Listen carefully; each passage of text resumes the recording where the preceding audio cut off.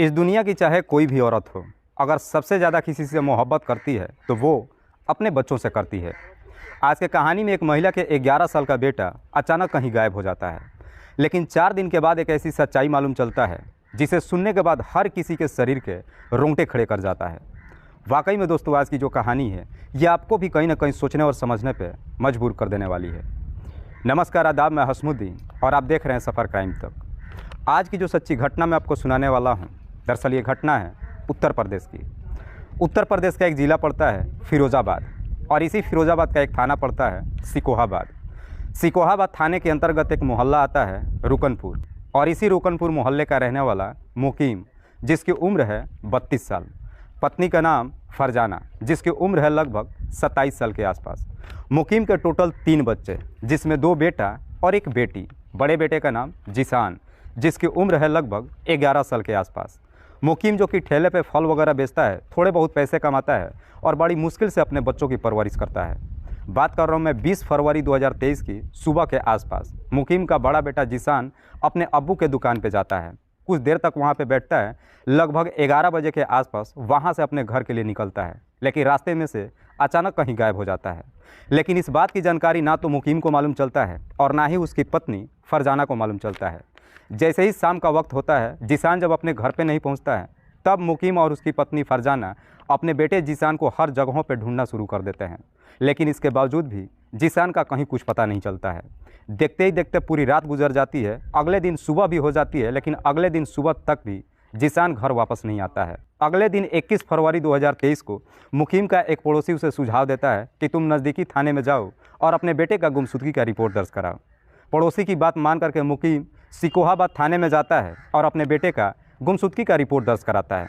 Police मुकीम से पूछताछ करती है कि क्या तुम्हारा किसी के साथ में कोई दुश्मनी है, या फिर तुम्हें किसी पे शक है कि तुम्हारे बेटे के साथ इस तरह की हरकत कौन कर सकता है। इस पे मुकीम कहता है कि साहब, मैं बेहद ही गरीब हूँ, ठेले पे फल वगैरह बेचता हूँ, मेरा किसी के साथ में भला क्या दुश्मनी हो सकता है। पुलिस गुमशुदगी का रिपोर्ट दर्ज करती है। उसके बाद पुलिस भी जिसान को हर जगहों पर ढूंढना शुरू कर देती है। पुलिस भी अपनी तमाम कोशिश कर लेती है, लेकिन इसके बावजूद भी जिसान का कहीं कुछ पता नहीं चलता है। देखते ही देखते लगभग 2 दिन का समय गुजर जाता है। 23 फरवरी 2023 को मुकीम के पड़ोस का रहने वाला खलील मुकीम से कहता है कि 20 फरवरी 2023 को मैंने तुम्हारे बेटे जिसान को तुम्हारे ही चचेरे भाई फरमान के साथ में देखा था। फरमान, जिसकी उम्र है लगभग 24 साल के आसपास। खलील कहता है कि मैंने ही तुम्हारे बेटे और फरमान को अपने ऑटो रिक्शा में बिठाकर सिकोहाबाद रेलवे स्टेशन तक छोड़ा था। दरअसल फरमान तुम्हारे बेटे को अपने बाइक पे बिठाकर सिकोहाबाद रेलवे स्टेशन लेके जा रहा था, लेकिन रास्ते में उसकी बाइक खराब हो गई थी। पड़ोसी जैसी इस तरह की बातें मुकीम से कहता है, मुकीम भागते दौड़ते फिर से थाने में जाता है और इस बात की सूचना पुलिस को देता है। पुलिस को जैसी ही सूचना मिलता है, पुलिस मुकीम के ही तहरीर पे उसके चचेरे भाई फरमान को थाने बुलाती है और फिर फरमान से जिसान के बारे में पूछताछ करती है।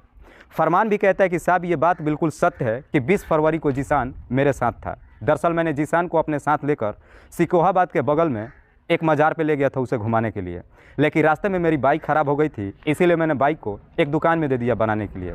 और फिर मैं अपने ही पड़ोस के रहने वाले खलील के ऑटो रिक्शा से जिसान को लेकर के सिकोहाबाद रेलवे स्टेशन पे गया। लेकिन शाम तक मैंने वहाँ पे जिसान को मज़ार पे घुमाया और फिर शाम के वक्त अपने बाइक पे ही बिठा कर कोई जिसान को अपने ही मोहल्ले के गली में ला के छोड़ दिया। लेकिन उसके बाद से जिसान कहाँ गया मुझे नहीं मालूम। फरमान जब इस तरह की बातें पुलिस वालों से कहता है, पुलिस को उसकी बातों पे यकीन नहीं होती है, लेकिन पुलिस के पास कोई ऐसा सबूत भी नहीं था जिसके आधार पे पुलिस फरमान को अपने कस्टडी में ले सके। आखिरकार पुलिस फरमान को छोड़ देती है और फिर इस केस की छानबीन करने के लिए अपने 2 कांस्टेबल को उस दुकान पे भेजती है जहाँ पे फरमान ने अपने बाइक को ठीक कराने के लिए दिया था।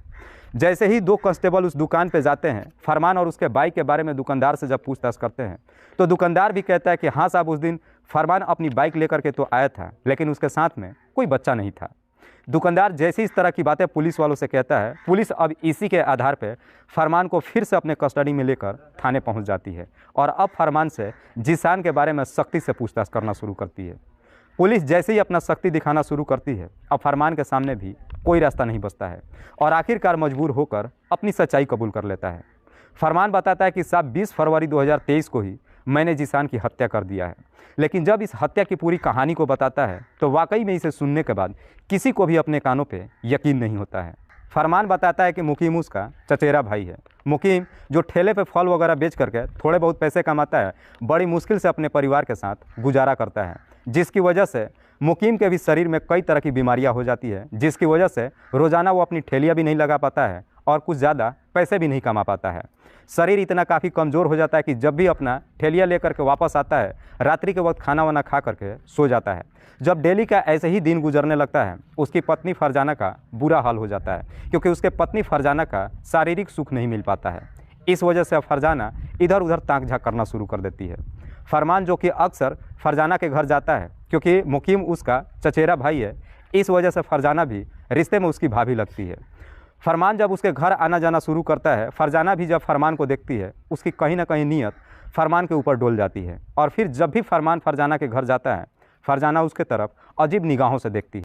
फरमान भी जब फरमाना की निगाहों को देखता है तो उसे देख करके फरमान को भी समझने में देर नहीं लगता है, और फरमान भी अपने आप को नहीं रोक पाता है। और आखिरकार एक दिन सारी सीमाएं टूट जाती है और मुकीम के घर में ही फरजाना और फरमान के बीच में संबंध बन जाता है। एक बार जब ये सिलसिला शुरू होता है, उसके बाद से कभी रुकने का नाम ही नहीं लेता है। लेकिन ये बातें ज़्यादा दिनों तक नहीं छिपती है। एक दिन मुकीम जब ठेलिया पे अपना फल बेच रहा था, दोपहर के वक्त अचानक उसकी तबीयत खराब हो जाती है। अपना दुकान बंद करके दोपहर के वक्त ही घर पे आ जाता है। लेकिन जैसे ही घर पे पहुंचता है, अपने चचेरे भाई फरमान और अपनी पत्नी फरजाना को आपत्तिजनक स्थिति में देख लेता है। जैसे इस तरह की नज़ारा देखता है, फरमान वहाँ से भाग खड़ा होता है, लेकिन मुकीम अपनी पत्नी की बुरी तरीके से पिटाई करता है। लेकिन इतना सब कुछ होने के बावजूद भी फरजाना की आदतों में कोई सुधार नहीं होता है। उसके बाद से फरजाना फरमान को अपने घर पे नहीं बुलाती है, बल्कि उससे बाहर मिलती है। बाहर जब मिलना जुलना शुरू करती है, इस बात की जानकारी मुकीम को नहीं मालूम चलता है, और देखते ही देखते लगभग 2 साल का समय गुजर जाता है। लेकिन इन 2 सालों में भी मुकीम को सच्चाई नहीं मालूम चलता है। लेकिन घटना से 10 दिन पहले ही फरजाना एक दिन अपने बेटे को लेकर रात्रि के वक्त एक शादी समारोह में जाती है। उसके साथ में उसका पति नहीं जाता है, क्योंकि उसका तबीयत खराब होता है। फरजाना जब अपने बेटे को लेकर के शादी समारोह में जाती है, उस शादी समारोह में फरमान भी पहुंचता है, और उसी शादी समारोह में फरमान और फरजाना मौका निकाल करके वहीं पे संबंध बनाने लगते हैं। लेकिन जैसे ही संबंध बनाते हैं, उसी वक्त ही सामने फरजाना का बेटा 11 साल का जीशान आ जाता है। जीशान को जैसे ही अपने सामने देखते हैं, इन दोनों के पैरों तले ज़मीन खिसक जाती है।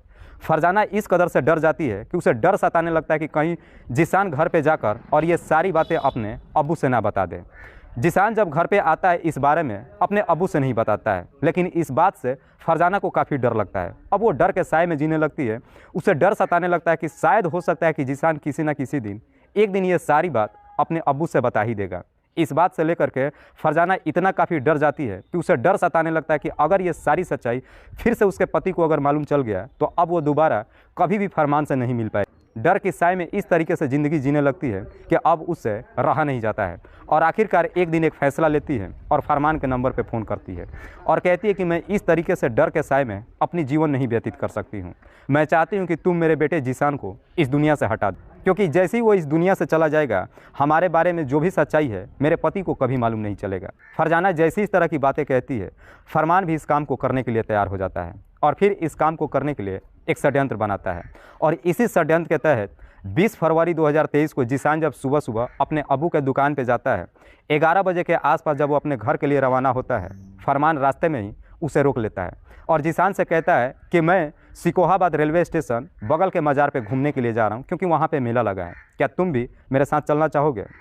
फरमान जैसी इस तरह की बातें जीशान से कहता है, जीशान भी मेला का नाम सुन करके खुशी के मारे झूम उठता है, और फिर वहाँ से फरमान जीशान को अपनी बाइक पे बिठाकर सिकोहाबाद रेलवे स्टेशन के लिए रवाना हो जाता है। लेकिन जैसे ही रास्ते में चलना शुरू करता है, फरमान की बाइक ख़राब हो जाती है। इसलिए फरमान जीशान को एक जगह पे बिठा देता है और उस बाइक को धक्के मार करके दुकान पे ले जाता है। दुकान पर दे करके वापस फिर से जीशान के पास आता है, लेकिन जैसे ही जीशान के पास पहुंचता है, वहीं पे उसके पड़ोस का रहने वाला खलील मिल जाता है अपने ऑटो रिक्शा के साथ।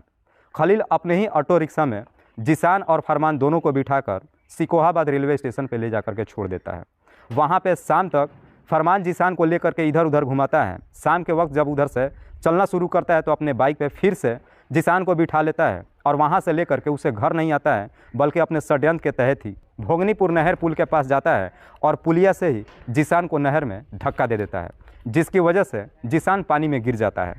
पानी में गिर करके जब डूबने लगता है, वो अपने आप को बचाने के लिए काफ़ी चीखने चिल्लाने लगता है, लेकिन फरमान वहीं पे खड़ा होकर के सारा नज़ारा देखता है।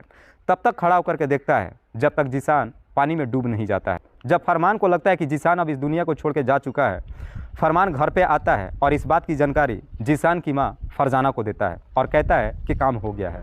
वाकई में जब फरमान ये पूरी कहानी पुलिस वालों को बताता है तो पुलिस फरमान के ही तहरीर पे जीशान की माँ फरजाना को भी अपने कस्टडी में लेकर आती है। लेकिन उसी दिन ही 24 फरवरी 2023 को इटावा जिले के बलराई थाना क्षेत्र के एक नहर में एक बच्चे की डेड बॉडी लोगों को दिखाई देता है। जैसे ही बच्चे की डेड बॉडी लोग देखते हैं, इस बात की सूचना नज़दीकी पुलिस थाने में दे देते हैं। पुलिस जब घटनास्थल पर पहुंचती है, उस बच्चे की डेड बॉडी को बाहर निकालती है और साथ ही साथ इस बात की सूचना सिकोहाबाद पुलिस थाने में दे देती है। सिकोहाबाद पुलिस थाने में जैसे ही पुलिस वालों को खबर मिलता है, पुलिस मुकीम को अपने साथ में लेकर घटनास्थल पर पहुँचती है। मुकीम जब घटनास्थल पर पहुँचता है, उस बच्चे की डेड बॉडी को जब देखता है, दहाड़े मार करके रोना धोना शुरू करता है और रोते हुए कहता है कि साहब ये कोई और नहीं बल्कि मेरा ही बेटा जीशान है। वाकई में जब ये पूरी सच्चाई लोगों को जब मालूम चलता है तो इसे सुनने के बाद किसी को भी अपने कानों पे यकीन नहीं होता है कि एक माँ अपने ही बेटे के साथ में इस तरह की हरकत कैसे कर सकती है। फिलहाल पुलिस ने इन दोनों आरोपियों को अपने कस्टडी में लेकर इन दोनों पे गंभीर धाराओं में मुकदमा दर्ज करके जेल भेज दिया है। दोस्तों, इस कहानी को सुनाने का उद्देश्य मुझे किसी को परेशान नहीं करना है, किसी को तकलीफ नहीं पहुंचाना है। बस आपको बताना है आप जहां भी रहें सुरक्षित रहें और अपनों का ख्याल रखें। तब तक के लिए जय हिंद, जय भारत।